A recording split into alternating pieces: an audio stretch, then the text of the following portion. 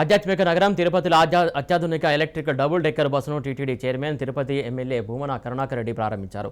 Corporation కార్యాలయం నుంచి నగరంలోని ఫ్లైఓవర్ ఇతర ప్రాంతాలలో ప్రయాణికులతో కలిసి ప్రయాణించారు. దాదాపు 2 కోట్లకు పైగా వ్యయంతో తిరుపతి కార్పొరేషన్ బస్సును కొనుగోలు చేసిందన్నారు.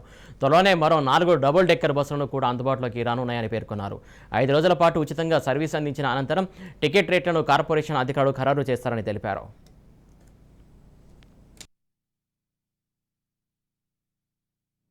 దేశంలోనే ప్రతిష్టాత్మకంగా ఏ కార్పొరేషన్లో లేని విధంగా డబుల్ డెక్కర్ బస్ని లాంచ్ చేయడం జరిగింది.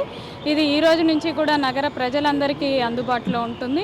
ఒక అభివృద్ధి చెందుతున్న నగరానికి నిదర్శనంగా ఈ యొక్క డబుల్ డెక్కర్ బస్ని మా కౌన్సిల్ యొక్క ఆమోదంతో నగరపాలక సంస్థ కొనుగోలు చేయడం జరుగుతుంది. దీన్ని నడపడం కూడా నగరపాలక సంస్థ చేపడుతుంది. పబ్లిక్ ట్రాన్స్పోర్టేషన్ సిస్టమ్ని ప్రజలందరికీ అందుబాటులోకి తేవడంతో పాటుగా వివిధ రాష్ట్రాల నుంచి విచ్చేసే యాత్రికులకు కూడా ఈ బస్సు అందుబాటులో ఉంటుంది.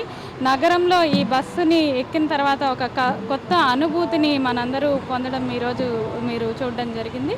రాబో రోజుల్లో దీని యొక్క అవుట్పుట్ని బట్టి మరిన్ని బస్సులు ప్రజా రవాణా వ్యవస్థ మెరుగుపరచడంలో భాగంగా నగరపాలక సంస్థ కొనడానికి ఆమోదం తీసుకోవడం జరగచ్చు.